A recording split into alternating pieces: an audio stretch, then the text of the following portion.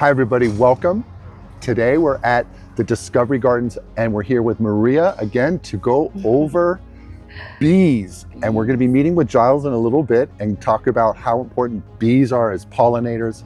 And we're standing here in front of some very large porterweed. And there's bumblebees here, and we'll bring you up close, you can see, and regular honeybees. And they're just great, they're fascinating insects. And it's very important to try to do what we can to help stabilize their colonies. We wanted to share the information from these great folks here at U of F IFAS on bees and how they're the beekeeper here, and the team takes care of these wonderful bees, and they help pollinate your vegetable gardens and these other plants. Yes. Yeah. So Maria, Bonnie, are you guys ready to dig in? Yes. Yes? Betcha. Let's go.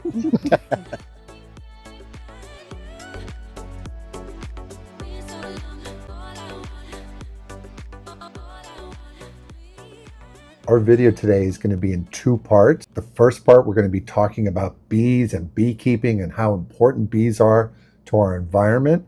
And the second part of our video is going to be about how you can design your own bee-friendly garden. For the design, we're going to go over a larger conceptual project as well as a smaller conceptual project that you can consider if you have limited space in your yard. So now, first up, let's go see the bees. Now we're going to get suited up with Giles. Thank you. I'm sorry for putting you through all this. No, this is so much fun. I feel like I'm on the moon, Giles. Yeah. Moonwalking. Cover yourself. And then we have some gloves. Oh, we're on the moon, Bonnie. It's so light. Look how light we are. Today, we're going to talk about honeybees and how important they are for our environment and our gardens. So, Giles, you could tell us a little bit about the honeybee. We'd really appreciate it. Okay, I've used this chart to just explain the basics of bees. We have three types of bees in the hive. The hive is back here. We're going to go into that later, open it up.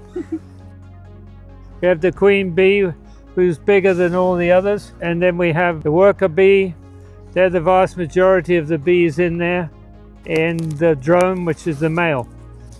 This time of year in early summer, we expect to have 30 to 40,000 bees in the colony in one hive. Wow. During the winter time, that goes down to only 10 or 15,000. The queen bee, who we're going to find later on, we'll be able to see it. Nice. I've got a blue dot on her head so that we can find her. Wow. And she's the one that lays the eggs, and I expect her to lay at this time of the year to lay about 1,700 eggs a day. Wow. In order to give me the population. The reason for that is the life cycle of worker bee only lasts 35 to 45 days. And that's the reason why she has to lay a lot of eggs, because after 35 to 45 days, they wear their wings out. And if you often see bees walking on the ground, that's because their wings are worn out. So they come to, and every day during their life, they change duties. They clean out cells and feed the baby bees, and they do guard duty here. And then finally, they go foraging for nectar in these last few days of their life. And so the queen has to lay. Here's a egg that the queen is here. She is laying right here, and here's the egg standing up in the cell. We're going to see all these frames in a minute, and you'll be able to see exactly how that is. They feed the larvae. They get bigger and bigger. They then pupate and turn into a baby bee and hatch out here. Right. What I found fascinating, Charles, when you were telling me earlier is about that cleaning the cells is so important because of the mite that has been an issue, and that keeping the cell clean, the bee won't go into lay an egg until she knows that the cell is clean, and they get some of that from the resin from trees. Not only do they get pollen as their protein source for the brood, they also get nectar for the carbohydrate food, as I understand, water, and this propolis, you called it? It's kind of made from tree resin and stuff like that? Yes, it is. And we'll see that in a minute. That's so fascinating to know. Also, that little tidbit Giles gave us in regards to if it gets mite, you put confection sugar. Yes. How is that? It's just something that some beekeepers do. by sprinkling confectionery sugar over the top of the brood, it looks like the bees have been in a snowstorm. Right. So they start cleaning each other and they knock the mites The off. mite off, and so that's a one way wonderful. to control them, but you would have to do that every couple of days. So it's a lot of Yeah. intensive. It's better to have, like you were saying, is that you're breeding bees that tend to be more cleanly aware in their hives, and they're grooming and pulling or taking away Exactly. any pupae that have the varroa. Is it? Am I saying that right? Varroa mite. Varroa mite off the bee, because that's an issue. We want to do everything we can to try to increase the bee population. Over the last 10 to 15 years, we've had to make a major effort to make new colonies to resupply the commercial beekeepers Right. that have lost much. their hives. Yeah. And so, Yeah. if we ship a lot of bees from this part of Florida to California. On tractor trailers, right? Yes. And then they help with the almonds and many other But plants that need sometimes bees only to half of them pollinate. come back.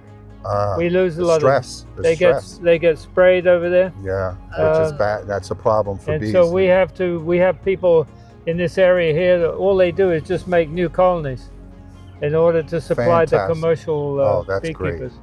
Well, if it's okay, what we're going to do now, everybody, thank you so much for that. We're going to bring you up close, and we're going to actually look inside the hive, right? Correct. Okay, let me bring the camera up close so you guys can see this. Up and personal. Okay, so this is the top of the hive, and it's got sheet metal on it to keep the rain out. Nice. And as you can see here, I make notes on the top here about previous visits. I was here yesterday. Oh, And okay. so I saw the queen, and I added a super, which is this box here, Uh-huh. and all is well. So that if somebody Nice. else comes, I have an assistant. If they come if I'm out of town, they can just see my notes here, Oh, and they can see nice. what to do. Right up. So this is Smart. it's called a telescoping top because it goes down on the sides. Uh-huh. So the hot air comes out of here. It's a bit like an attic. Comes out of here and then Okay. goes down the side. Do the bees that when it gets really hot, do they fan from in there, or do they fan at the top to bring keep the temperature They fan mainly at the entrance here. at the entrance? The temperature of the brood chamber needs to be 93 to 94 degrees Fahrenheit throughout the year. So in the winter time, the bees are using honey to generate heat, and they're all around the brood. So when they run out of honey in their first stomach, they then go out and get more honey, which is stored, and they then come back into the Oh, fantastic. brood area. Well, how does they do that to the queen to keep her warm too, or she's got No, enough? the queen is not so much of a problem. It's more the eggs. Okay. Her eggs, as they lay them, a bit like chicken eggs in an incubator. They have Okay. to be kept at a constant temperature, otherwise they won't hatch. I see. And so they have to, now in the summertime, when it could be 120 degrees inside this hive if they Right. weren't cooling it. So they bring water. They go and find a water source Uh-huh. here in the gardens, and they come back and they do evaporative cooling. So they're blowing the, Wow. So the They're blowing original the- AC. And so people will probably be asking, what about gloves on our hands? Because of the smoke that we have, they're going to feel more relaxed, that they're not going to be yes, concerned more or less. What they tend to do when they smell the smoke, they start eating honey, and that distracts them. Oh, okay. So they don't bother us quite so much.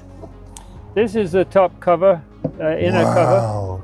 and here are the bees. Look at them. No. Hey, guys. These, Oh, hey, not guys. Yeah, young they're ladies. all girls. Hey, young ladies.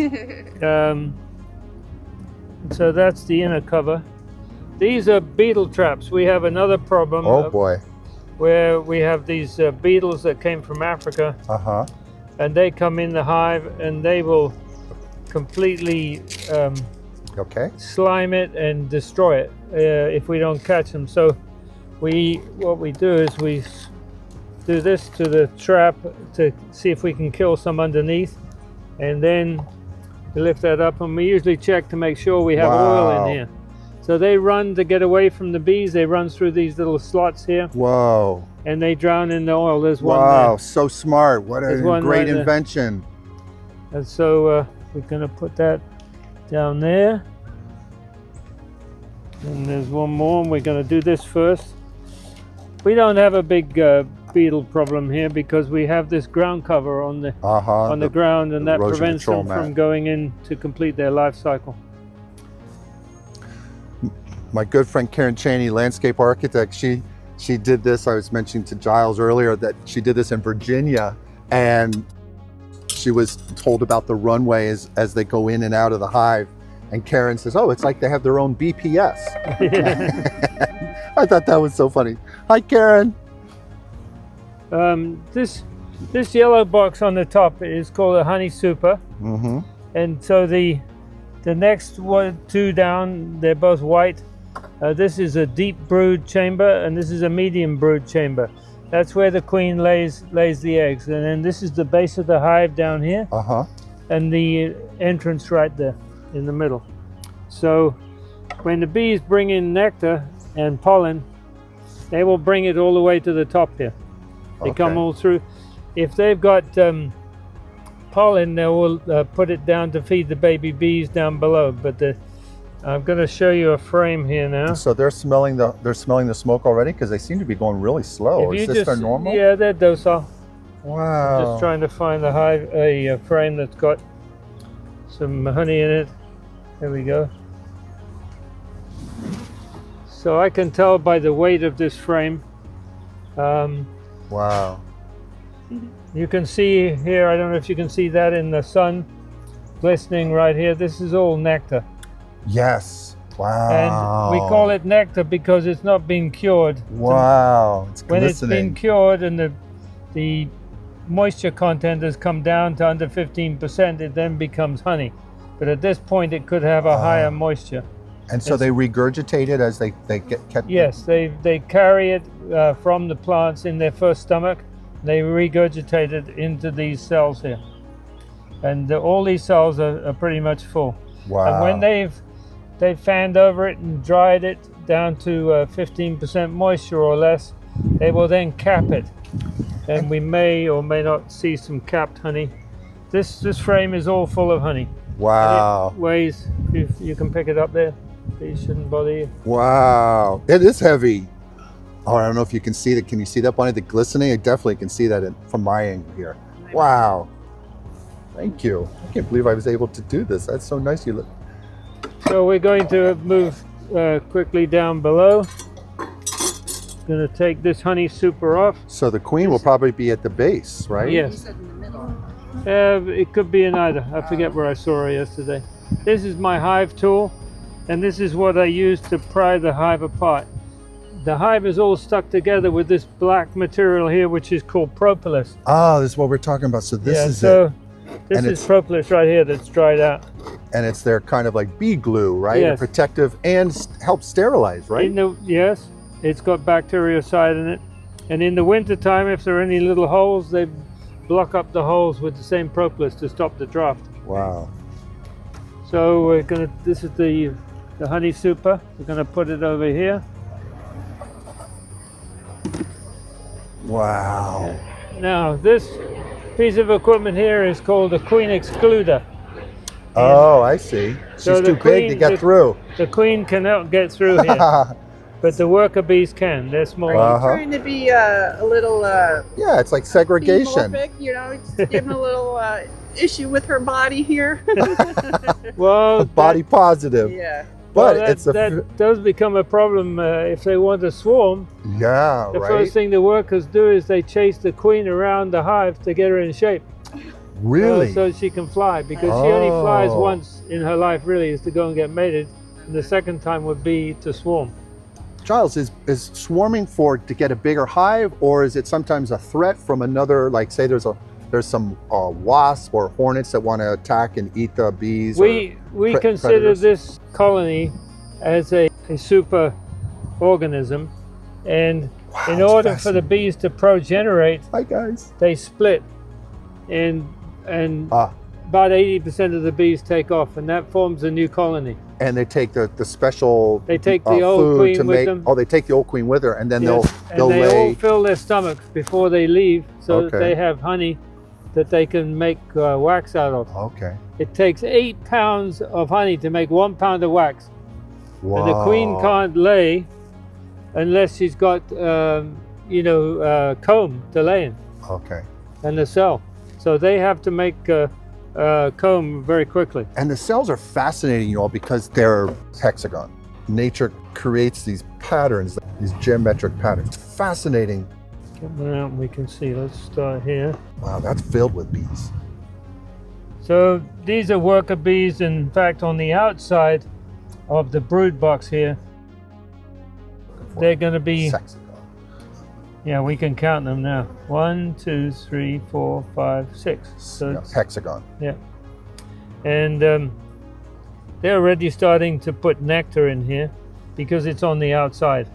And they will also store pollen on the outside because they mix the pollen and the nectar to make bee bread. They mix it with water.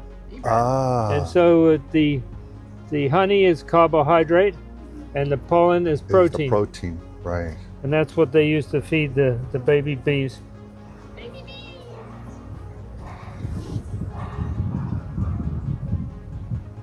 So do you think we need to use the smoke, or they're all calm? We should probably use the smoke in a minute.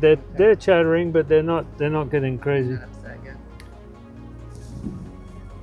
Chattering. Jinx, 1, 2, 3, 4, 5, 6, go. So yeah, we just apply too much smoke, otherwise they get upset. But you can see straight away they go down to the honey. Right away. Look at them, they all took off. And in a minute we'll be able to show you. Like, feed me. If they've got their faces in the cells and their backside sticking in the air, that means they're feeding, eating. And these are all worker bees. We're now looking for the queen. This one's feeding right here. Oh, Yeah. And then we're also looking for, hopefully we'll see a drone.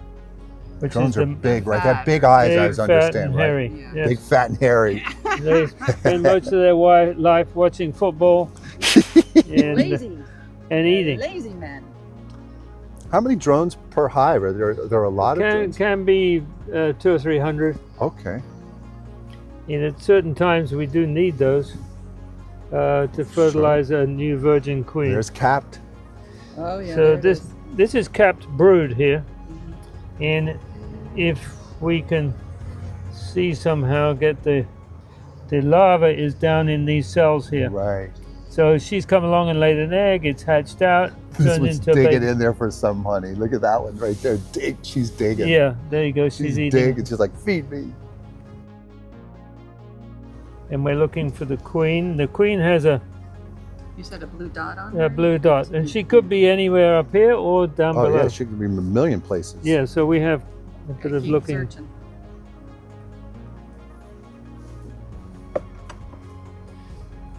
Do you want this other? Yes, please. Just slot it Support? on like this one. There you go. Not a whole lot going on some of these. She's probably down below. I think that's where I saw her yesterday. When you because obviously how long have you been doing this, Giles? Since I was about 9 years old. Wow. I started in Kenya, in East Africa. Wow. I was brought up on the side of a mountain called Mount Elgon at 7,000 feet. And we used to keep bees in barrels in trees. Would you have the European honeybees there, or would you? No, use they're African honeybees. the African honeybees, and Yeah, they're called they- Apis scutellata. Are they aggressive? Or Yes, They are. yes. do they produce as much honey as the European? Yes, they do. They're just more They're aggressive. more aggressive because they have survived several million years on the African continent. And, you know, half Nature of the finds a way. half the African continent burns every year, and so they have lots of issues. Okay, we're going to put this back now. We've not found the queen. So she's gonna hanging put- out lower. These are frames, and she's been laying in here. But down below, we'll see a lot more activity. It's very early in the season here, so she's only just started getting up here to lay. And you notice that I'm using This is so cool, you guys. my bare hands here to go through the hive. I know you're braver than me. I think I can go to the edge, but I don't think I can go all Well, the way in there. I'm like, the reason this it's not is exciting. because I look where I'm putting my fingers. So if there's a Yeah. bee there, I just get her out of the way. The way Wow, you get look stung, how many on this guy. Wow. the way you there. get stung is by squishing a bee, and she's they going to send it defend up. herself by And then they'll stinging. send like a warning signal too, right? Like a, Yes, there's a pheromone. When she stings you on the hand, there will be a pheromone that she deposits there as well, and so all the bees other will know. bees come to sting you as well. And so what we do is we just get the smoker like this, and we smoke wherever she stung you, So and that covers up the pheromone, so you don't get stung multiple times. and it's the sound. I don't know if you'll be able to pick it up, but it's like you hear the humming, you know, the buzzing sound, and I guess that's just the wings. This is fairly quiet. If they get upset, maybe after a few more minutes they will have like enough of me messing them around. Yeah, and we've gone through 2, 3. We're going through another box at the bottom. It's starting to, the pitch is starting to come up. You hear Yeah, it? I heard it when I zoomed in. Just slightly. So it's there for now while I get these off. Do you want me to smoke the next one, or you want to? Yes, you could smoke a little bit there. All right, so I just sort of. Didn't do too much. They went down. Look at them go down. Yeah.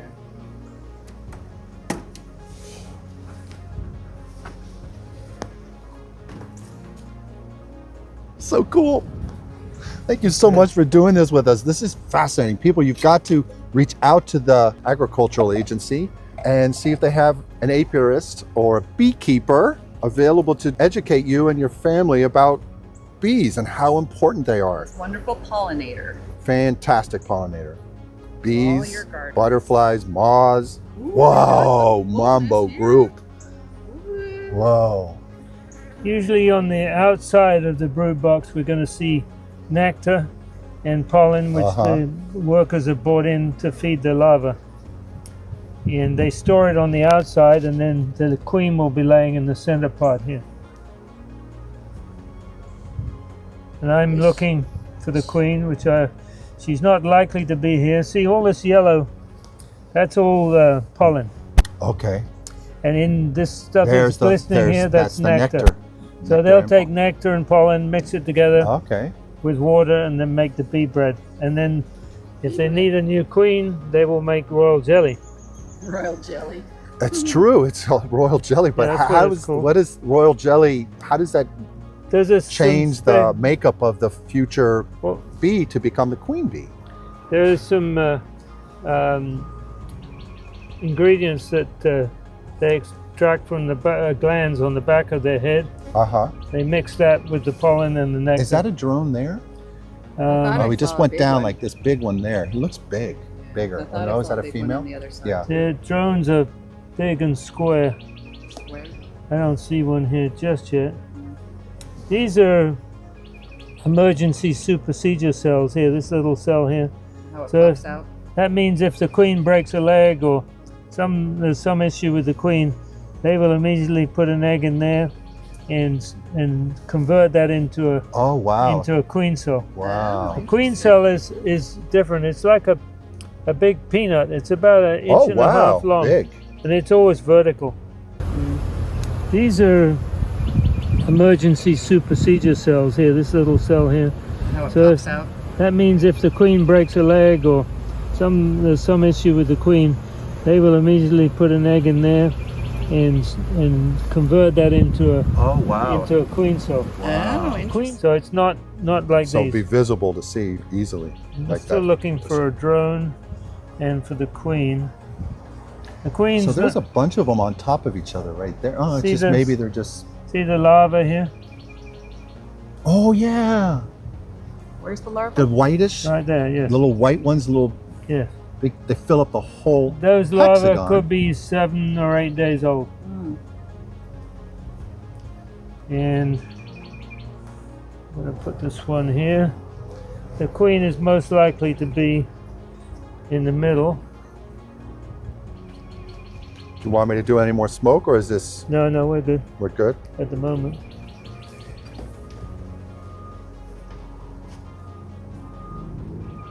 Oh, there's those. Now this They're is so a little active. different on this frame. There she is. Do you see her? Where? Right in the middle of the frame. She's just going down underneath, so you may not see Oh, her. you now. missed her. That's all right. We'll find her. There she is. Right in the middle towards me. Oh, there she is. Oh, there's with the big There blue she dot. is. Oh, she's big. She's long too. Yes, she's a Wow, different she's body. really active. I thought the queen bee would be slower moving in my mind, you know, but wow, she's moving. She's a little distracted Well, because she's of like, the daylight. what are you She's- guys doing in my hive? Thank you so much. This is awesome. all I right. just feel like we're like uninvited guests in their family. Yeah, we try not to go through them too much because it takes them a while to recover. Yeah. So it'd be like once a week you could do this Yes, and at just. this time of year, need to go into them about once a week. And do they reseal the edges with the propolis? It's very sticky anyway, so it's so gonna it probably it'll will re-stick. And so you call this just the smoker? Yes. This wax is very dark here, this comb, because the bees don't take their shoes off at the door. So they have dirty Dirty feet. little buggers, huh? And so they discolor the wax. New wax is pure white. Oh. You can see all the pollen there. Wow, so beautiful.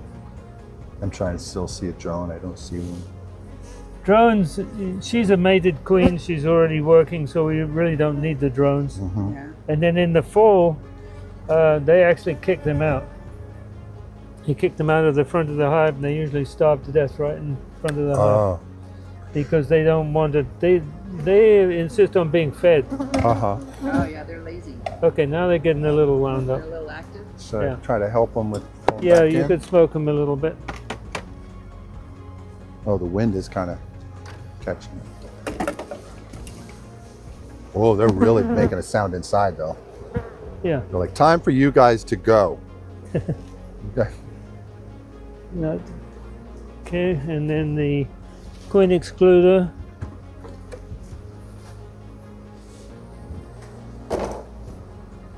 So the queen lays her eggs down here. She doesn't go into the honey super. Wow, you really can hear them saying, guys, we've been very kind to let you see our home. We've done the home tour. Time for us to like, Back out. mm-hmm. I think it needs to slide over a little bit on this side. Yeah, the main reason we like to keep that straight is during the rainy season, the rain can actually run down and go in here. And Don't have a problem right now, apparently. no, It's for a pretty bad drought.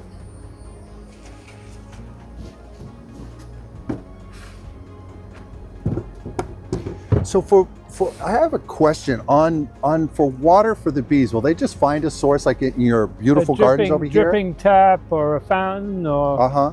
swimming pool. And will, like, if it's a shallow bowl, like say someone wants to do this or and bring bees into their garden, can they do like a clay saucer so mosquitoes won't do that and put a little bit of sand in there so that the What- bees can get like some of the mud and sand? Or do they ever Here's what I recommend. Uh-huh. Get a shallow ceramic bowl Okay. so that you can put in just an inch, 2 inches of water, Uh-huh. and then put a rock in the middle. They'll land on the rock and walk down to the water. Get the water. Nice. And if you want to keep it from getting mosquitoes and algae, yeah. I suggest you hook it up to your irrigation And then zone. let this zone hit it, and when it turns on. No, better than that. You actually put a micro tube from the irrigation Oh, pipe Yeah. and bring it up to the It's fresh the water. bird bath and Right. put a jet on the end of it, so it just flushes Flushes it it out. every morning. Okay, now let's talk about design. To create your own beautiful bee-friendly garden, you first need to have a plan. You have to have an idea of what you want to do. You also need to budget. You also want to know how much money it will cost if you're going to do a larger scale project like this first one here that I'm showing you. Or if you have limited funds at the time, you can always start small and build up from there. first thing you want to do is when you're laying out your design is to make sure that you are selecting plants that are going to do well in your hardiness zone and also are going to attract bees. You want to make sure you get the plants that both provide nectar and pollen ideally, but you want to make sure you have both of those sources, as well as you want to make sure you have a water source for them, as well as trees that provide resin like pines and oaks. And you also want to make sure, and here's a little pro tip for you, is to make sure you have lots of mulch, but not any of that weed fabric, because there's a lot of solitary bees that burrow in the ground and they use that leaf litter. So it's very good to try to just have natural leaf litter as part of your mulch for the solitary bees. And while we're talking about solitary bees, consider adding a bee hotel to your garden space. They'll love you for it. Now let's go over the specifics with this design here. I'm going to start on the left-hand side right under the flower. What I've called out here is native locust berry shrubs. This will be a nice little border planting to kind of screen the back of this garden space. It's a great pollen and nectar source for bees. And above them, I have 3 different trees. 1 Lysoloma, 2 Gumbo Limbo. Great for bees. I love these trees, especially the native Lysoloma. Bees go crazy for that flower. And then below that, I have a recycled gravel walkway, which is kind of a dual purpose to provide maintenance access for all the bee plantings in the garden space here. Next, I have up several beds of zinnias, pentas, coreopsis, wildflowers mixed in there to create this nice ground cover. You can also consider adding sunshine mimosa. Bees love that plant. Such a cute Dr. Seuss ground cover. And then as a tree, I have the pink powder puff. Bees go bonkers for that. It's a wonderful, fluffy, medium-sized tree. And then I've also added in some native yellow lantana ground covers in several areas of the garden, as well as a red jatropha tree. Bees, that flowers year-round mostly, and that's great because since there's not a lot of plants that flower in the wintertime, jatropha is a great choice because the bees can access that plant for the pollen and nectar. This design here has plants that will flower throughout the year, which is vital for bees.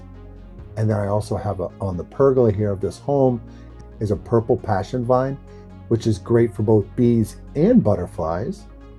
Next up, I have native firebush, major bee attractor.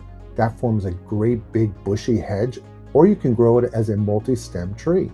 And finally, completing the left-hand side of the drawing here is some native Simpson stopper. This native plant is a bee magnet. Now we're going to flip over to the right side of the drawing and I'll go through all the rest of the plants here. But one thing I want to note for you all, if you're curious about what these plants look like, most of these, I think all of these, I've done videos on our channel. So please, here's a little shameless plug here. Please consider liking and subscribing to our channel so you won't miss out on content like this. But a lot of these plants that I mentioned, you can go right to our videos. We have so many out there now that you can see all these different types of plants, so you can get an idea if this fits your need. Okay, starting at the top right here, we have another pink powder puff tree that I mentioned earlier. And then there's some more native locust berry shrubs underneath that powder puff. And then below that, there's 3 beds in the garden space here is blue salvia. Bees love salvia, you all. Love, love, love salvia. And you can do so many different types of salvias out there. There's a native red. There's also this pineapple salvia, which is great, which is mentioned later on in the drawing here. But blue salvia, really cool. Love the color of that salvia. And then next to that, I have some native kunti, which I'm mixing with some wild coffee. Wild coffee, bananas. Bees go, I know I've been saying that a lot, but bees love wild coffee when they're flowering. They go crazy for that nectar and pollen. And below that, I have a triple crate myrtle trio. The flowers are a huge bee magnet and they're spectacular small trees. And next to that, I have the native blue porterweed, another bee magnet, grows lower, really cool. And mixed with that, I have some yellow lantana that I have snaking around it. And it kind of just sort of frames this wonderful koi pond zentation patio, which is a play off of meditation and Zen, which is just always a really cool thing to add to any garden space. And the koi pond will double as a water source for your bees. And in the island next to the pool, I have some native saw palmetto, wonderful bee attractor. And And I like the Sonera, which is a smaller growing bright silver saw palmetto. Again, check to our channel, I've done some videos on that. And then underplanted with that saw palmetto, I have pineapple sage, red salvia, and some milkweed. Create this nice fun vibe. And under that, the last two on the list here is coconut palms. When they're flowering, the bees will be there. They love, it's a great pollen source as well as nectar source, and the bees will just flood to the coconut palms when they're flowering. And then the last one on the list here is the Simpson stopper, forming a nice informal buffer hedge. Now, for those of you who don't want to do a very large design like this one here, you could consider maybe a mini garden design. And here you can do something with just a simple bench, a little bee buddy bench with some pink powder puff tree to one side, some silver saw palmetto, a jatropha flowering behind the bench there, as well as some native yellow lantana, some kunti, and some native firebush. And bam, you have a great little design. It'd be nice if you had a little fountain. You can sometimes get these pre-made fountains at your big box retailer, and then have a little, put a little paver, some stepping stones, and voila, you have a nice little mini garden for bees. So much fun. Again, thank you so much, Giles. And if you have any thoughts or questions, leave them down below in the comment section, or our email at letsgroweco@gmail.com, or you can also reach out to the Ag office and Lake County here, and we'll leave you all that information so you can get in touch with these folks if you're interested in doing beekeeping, or if you're interested in doing a pollinator garden. We're going to be doing more videos like this. And one little plug here from my sister, she's actually studying here, right, to become a what? Master gardener. A master gardener, which makes me so proud as her older brother. And so please, again, if you need to reach out to him, if you're in the Lake County region, Giles, couldn't thank you enough again. Okay, no problem. It was a pleasure. It was so nice. And thanks to the bees. Bye. Bye. Bees love the powder puff. Hi, little bee. Hi, little bee. Thank you, honeybee. Look at her going to town. Look at her going to town, you guys. Pollinators love this tree. We can use this for our B-roll. Please remember to like, subscribe, and hit the notification bell. And tell your friends and family. We post videos weekly. Thanks.